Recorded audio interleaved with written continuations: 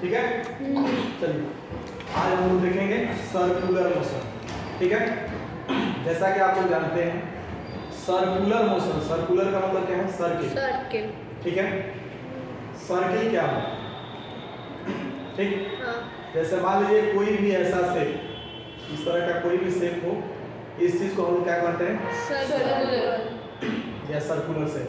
ठीक है, सर्कुलर में होता क्या है कि कोई भी सर्किल अगर इस तरह का कुछ भी है तो इसके सेंटर से जो डिस्टेंस है वो हर जगह बराबर होगा। इसके सेंटर से जो डिस्टेंस है वो क्या होगा? हर जगह बराबर। ठीक है, जब ये हर जगह बराबर होगा तो इस सेंटर को हम सी से डिनोट करते हैं या ओ से डिनोट करते हैं। इस चीज को हम लोग रेडियस कहते हैं, आर से लिखते हैं। ठीक है, इस चीज को हम लोग सर्कमफ्रेंस कहते हैं। क्या कहते हैं? सर्कमफ्रेंस। ठीक है, या वृत्त की परिधि। इसको निकालते कैसे हैं? तो टोटल डिस्टेंस निकालने के लिए हम 2 पाई आर। ठीक है, अब ये निकालने का कांसेप्ट कहां से है? कैसे हमको पता चला कि 2 पाई आर ही होता है? ठीक है, 2 पाई आर कैसे होता है हमको कैसे पता चला? आखिर इस चीज को भी हम जानेंगे, नहीं जानेंगे तो सिर्फ रटने से कोई फायदा नहीं है। तो हम क्या करते हैं कि एक मीटर रेडियस का एक वृत्त बनाते हैं। ठीक है, और वृत्त बना के एक यहाँ पे निर्धारित करते हैं कोई भी पॉइंट। ठीक है, अब एक पॉइंट निर्धारित करते हैं और इस पॉइंट के बाद यहाँ से लेके धागा से इसको नापते हैं। क्या करते हैं? धागा से नापते हैं। जितना भी आया उसको लिख लेते हैं, जितना भी आया उसको लिख लेते हैं।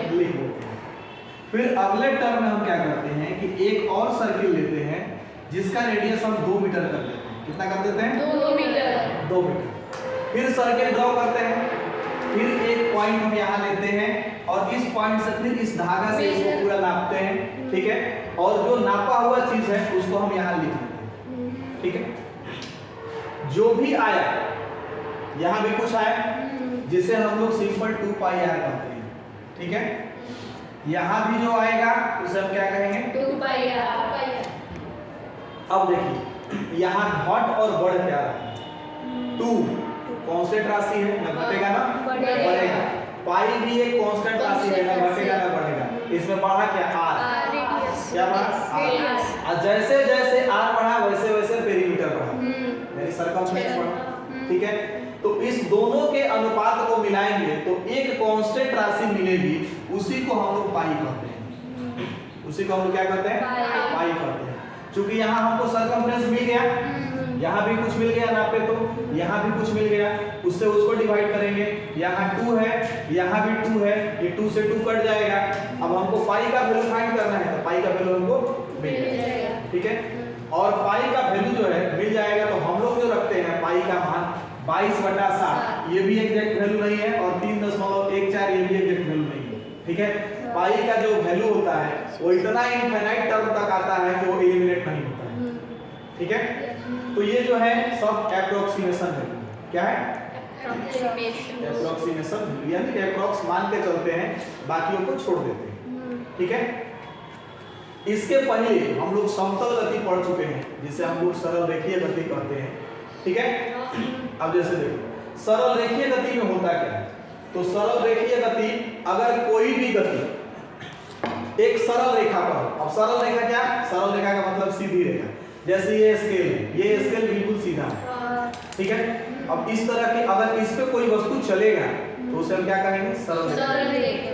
सरल रेखीय गति। अगर मान लीजिए कि ये एक लाइन हमने ड्रॉ किया यहाँ से यहाँ तक। ठीक है, अब हम कह रहे हैं कि इसकी दूरी है 500 मीटर। ठीक है, ये चलता है कोई भी ऑब्जेक्ट, मान लीजिए एक गाड़ी है चाहे कोई ऑब्जेक्ट है, यहाँ से चलना प्रारंभ करता है 500 मीटर की दूरी अगर ये 5 सेकंड में तय करता है, 5 सेकंड में तय करता है, तो इसके केस में हम लोग यहाँ चाल निकालेंगे। ठीक है, या वेग निकालेंगे। वेग जब कोई भी डिस्टेंस एक ही डायरेक्शन में कवर होगा तो वहां चाल और वेग बराबर होगा। जब डायरेक्शन बदलेगा तो वेग बदल जाएगा, चाल बदल जाएगा। आई बात समझ? तो ये सीधी रेखा है, यहाँ वेग और चाल दोनों एक ही होगा। अगर चाल की बात करें तो चाल बराबर हमारा होता है दूरी बटा समय। ठीक है, अब अगर ये 500 मीटर की दूरी यहाँ 5 सेकंड में तय किया तो ये दूरी बटा समय है, और दूरी के लिए हम क्या लिखेंगे 500 और 5 सेकंड यानी 100 मीटर प्रति सेकंड। यही 500 मीटर की दूरी अगर ये सर्कुलर ट्रैक पे तय करता है, कहाँ तय करता है सर्कुलर ट्रैक। अब देखिए, अब इस तरह का कोई शेप है,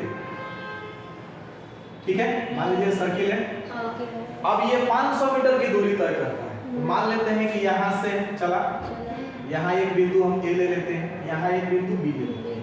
अब ये यहाँ से यहाँ तक मान लीजिए कि ये इसी दूरी पे चलेगा ना, बाहर बाहर ही चलेगा, ठीक है। तो जब बाहर बाहर चलेगा तो अगर ये दूरी हम मान लेते हैं कि 500 मीटर है, तो 500 मीटर तो ये हम मान लेंगे। अब टाइम भी दे दीजिए कि चलिए भाई टाइम वही है, टाइम कितना लगा इसको भी 5 सेकंड, ठीक है। तो इसमें भी अगर ये चाल का है, ठीक है, या लीनियर वेलोसिटी का है, तो ये भी उतना ही आएगा, क्योंकि यहाँ भी दूरी उतनी ही है और टाइम भी उतना ही, लेकिन इसका डायरेक्शन बदल रहा है। और डायरेक्शन बदलने के कारण क्या होगा कि इसका चाल तो वही रहेगा बट वेग बदल जाएगा। वेग क्या होगा बदल जाएगा, ठीक है। अब वेग के लिए हमको क्या करना होगा, तो वेग के लिए हमको यहाँ डिस्प्लेसमेंट लेना होगा, ठीक है, डिस्प्लेसमेंट लेना होगा। और ये डिस्प्लेसमेंट हम लोग जानते हैं, क्या लिखते हैं 2r sin थीटा बटा 2, ठीक। अगर ये चीज हम जान गए तो ये भी जानेंगे कि ये एक सेंटर पे एंगल बनाएगा। सेंटर पे क्या बनाएगा एंगल बनाएगा। अगर ये 90 डिग्री का एंगल बनाता है, ठीक है, मान लीजिए कि ये एंगल 90 डिग्री का बनाता है, ठीक है। अब इस ट्रैक का कुछ रेडियस होगा, कुछ रेडियस होगा ना जी। तो मान लीजिए कि इसका रेडियस हम मान लेते हैं 14 मीटर, कितना है 14 मीटर, ठीक है। तो ये कितना डिग्री का एंगल बनाएगा, वो एंगल निकालने के लिए हम क्या करेंगे, ठीक है, एंगल निकालने के लिए हम क्या करेंगे। तो एंगल निकालने का फॉर्मूला जो होता है वो होता है थीटा बराबर L बटा r। अब ये थीटा क्या है एंगल, ठीक है, और ये क्या है आर्क लेंथ। अब ये आर्क लेंथ क्या है, तो ये जो सर्कुलर ट्रैक की परिधि है इसी को हम लोग क्या कहते हैं आर्क लेंथ, ठीक है। और ये आर क्या है हमारा रेडियस है, समझ गए। तो ये चीज हमारे पास ऑलरेडी है, ठीक है। तो थीटा के जगह तो हम थीटा बराबर लिख देंगे, एल के जगह पे क्या लिखेंगे 500, आर के जगह पे क्या लिखेंगे 14। अब ये जितना आया इतना जो है हमारा क्या बन गया एंगल। अब ये जो एंगल आएगा वो रेडियन में, डिग्री में नहीं, इसमें होगा रेडियन में होगा। आगे बात समझ।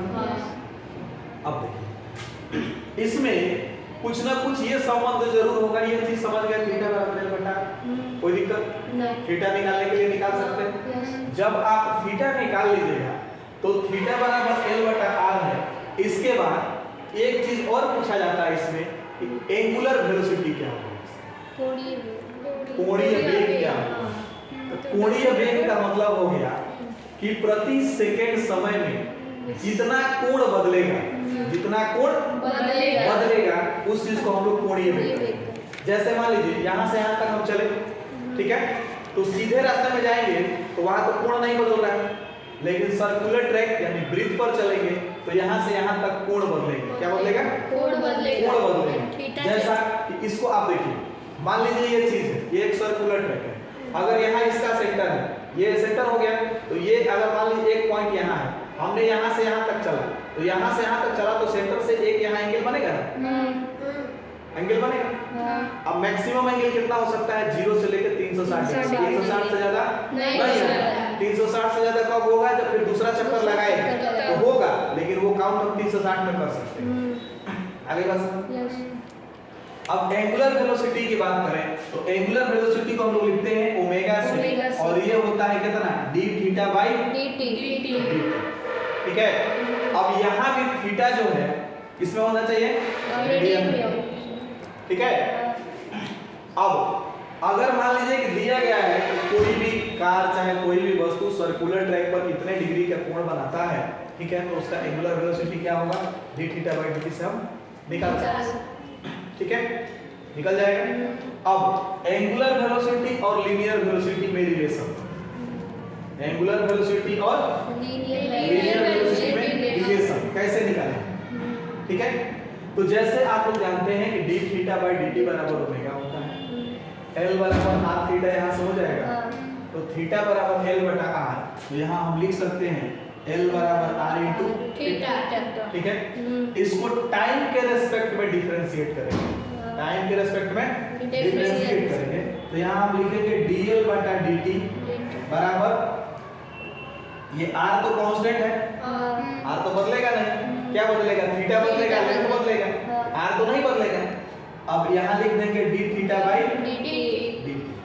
अब dl बाई dt यहाँ अगर हम निकाले हैं तो दूरी बटा समय, dl क्या हुआ, दूरी, dt क्या हुआ, समय, तो ये तो दूरी बटा समय है, चाल, ठीक है। तो इसको हम भी लिख सकते हैं, ये r ऐसे ही रह जाएगा, और d थीटा बाई dt क्या लिख सकते हैं, ओमेगा, तो v बराबर क्या हो गया, r ओमेगा। अगर मान लीजिए आपको लीनियर वेलोसिटी दिया है, ठीक है, तो आप उसको एंगुलर वेलोसिटी में बदल सकते हैं, रेडियस पता हो तो। एंगुलर वेलोसिटी दिया है, अगर r पता है तो उसको लीनियर वेलोसिटी में बदल सकते हैं, कोई दिक्कत नहीं। यहाँ तक आया समझ में? यस। क्वेश्चन उसका